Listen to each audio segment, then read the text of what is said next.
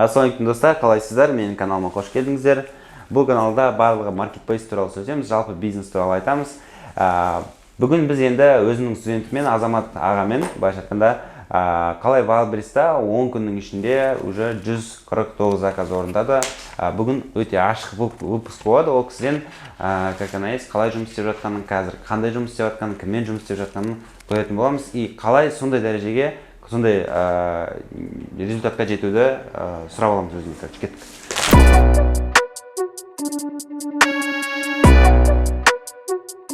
Ассалаумағалейкум, Азамат аға. Уалейкум ассалам. Қалайсыз? Аллаға шүкір, жақсы, өзің қалайсың? Жақсы, альхамдулилля.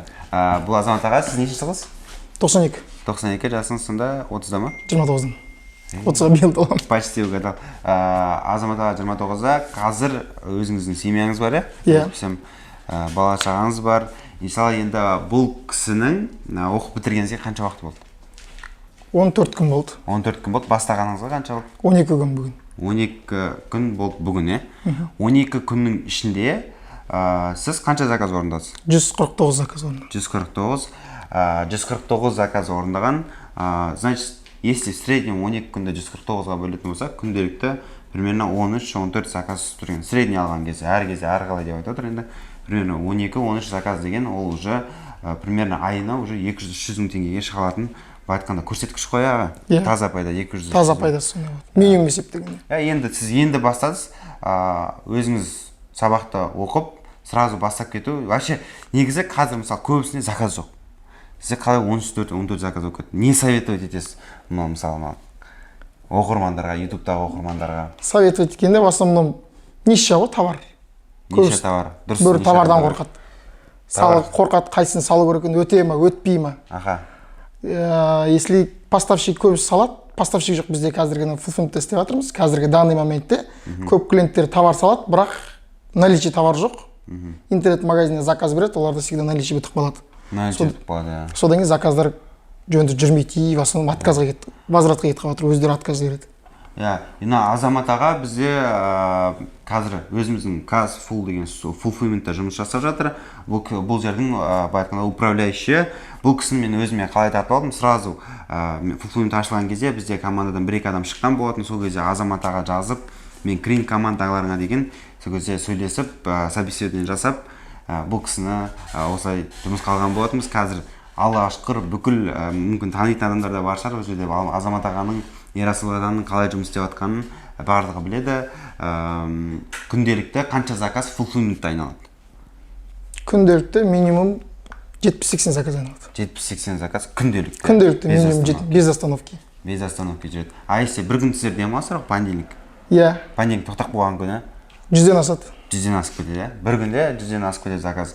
И тағы да сұрақ қоятын болсақ, вообще негізі Wildberries'қа заказ түсу ол реально ғой? Иә, реально.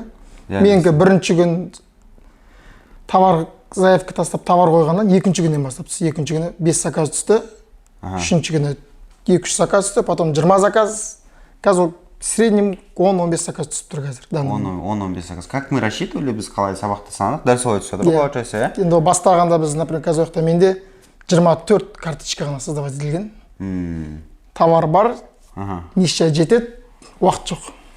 Сіз бағана бір ошибканы айтсыз, көбісі бағанағы товарды салады, бірақ товардың наличие болмай қалады, поставщикта получается. Олар интернетте скачать етеді, фотоны қарайды, просто Wildberries'тен қарайды, қай товар проходимый. Олар көреді де, фотосын скачать етеді, қоя салады, поставщик іздемейді. Заказ келген кезде поставщик табылмай қалады. Заказ келген кезде поставщик іздейді, сосын барып бізге хабарласады. Ол таппаған поставщикті біз табуға тырысамыз, таппасақ, өздері отказ береді. Ол тағы да не? Штраф, е? Ол штрафқа ілінеді. 30% уже штрафқа ілінеді. Енді ол ошибкадан қалай шығу керек? Қандай решение бар? Ең бірінші жылайтын товарды қояр кезде поставщик тауып алған дұрыс. Поставщик табу керек, иә. Бағасын білмейді сосын көбісі. Бағасын білмей ұра береді. Бағасын білмей қояды. Минусқа кетіп жатқан. Қайсына мысалы мына жерде бір товарды алайық, мысалы. Триммер. Мысалы триммер қанша тұрады? Мынау, например, 5000 теңге тұрады. 5000 теңге тұрады. Бұны қаншаға сатады? Продажный бағасын қойып қойған 7000, 7500 максимум. Бұны бұл біздің студент емес сатып жатқан басқа? Жоқ, біздің студент емес, басқасынан. Ол кімден оқығанын айтпай қояйық. Ол кісі 7000-ға или 7500-ға қойған. Сонда давай санап көрейік мынаны.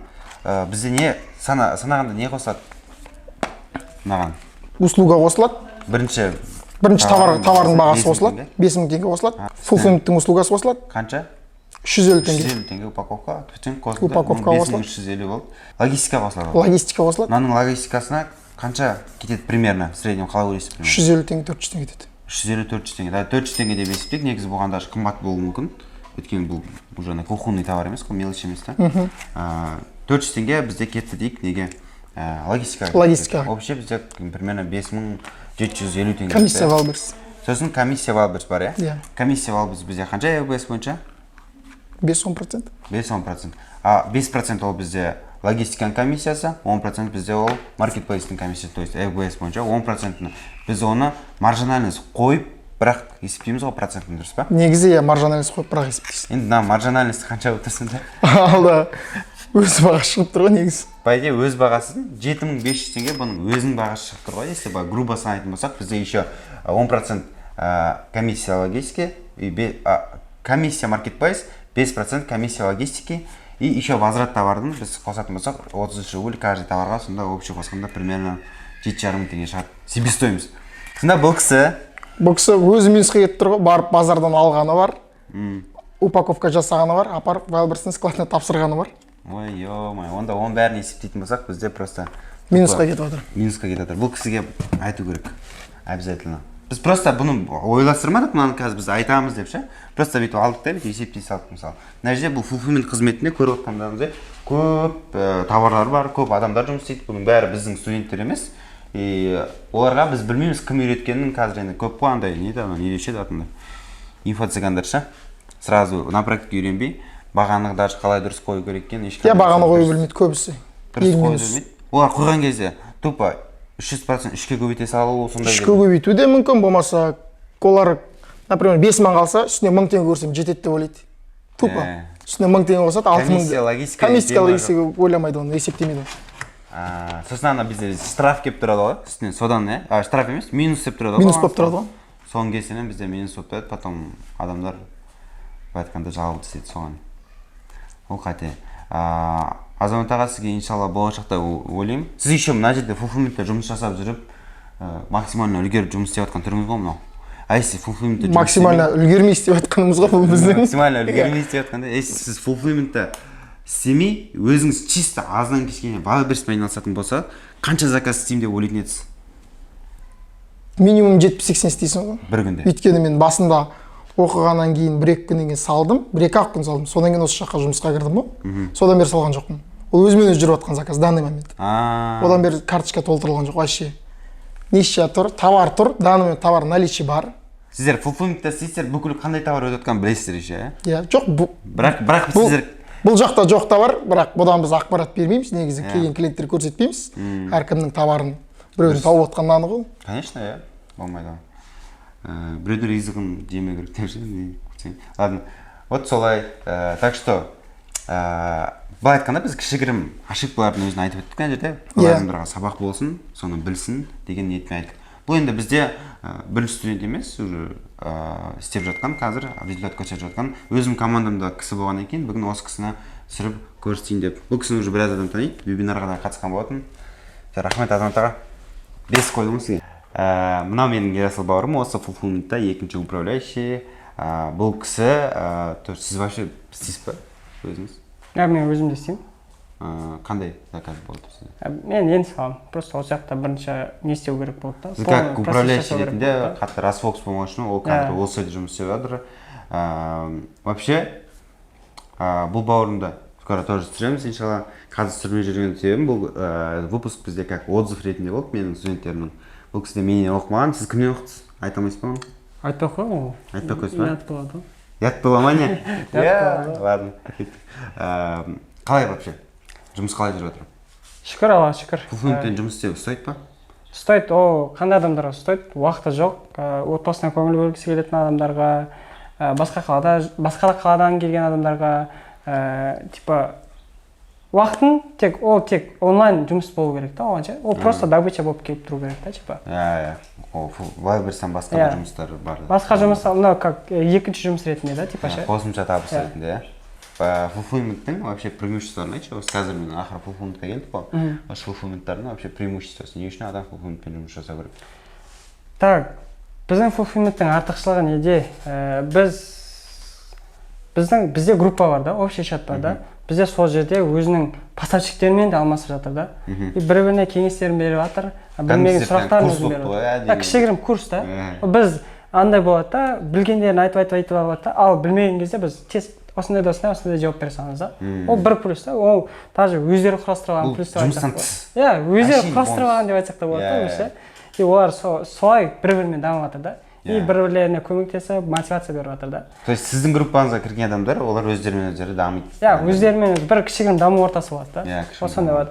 Так, екіншіден біз поставщиктер тауып береміз. Жаңағыда ше, мысалы, болады ғой, Астанадан, Қызылордадан, Шымкенттен неше түрлі адамдар болады да. Олар білмейді қалай салам, и оларға не выгодно да. Бізге Шымкенттен бізге жібергенін ойласай, бір 5 мың теңге, 3 мың теңге кетіп қалады ғой.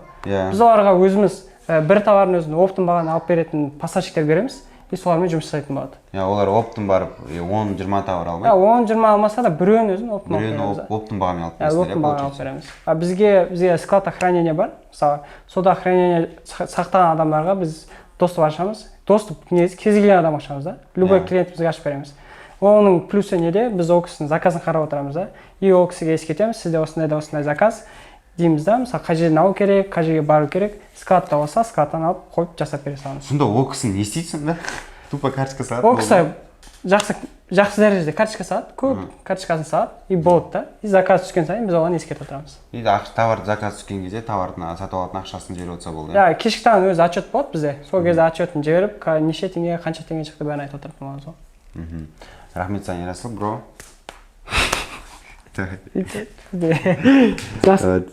Бізден болған Ерасыл және Азамат аға, біздің каналға подписаться етуге ұмытып кетпеңіздер. Бұл жерде осындай пайдалы ақпараттармен тегін бөлісетін боламыз. Менің Instagram парақшама жазылыңыздар. Ерасылға лайк басып өтіңіздер. И Казфулға жазыңыздар. Казфул fulfillment'ті қалдырып кетеміз сылтан астына. Все, көріскенше, давайте. Сау болыңыздар.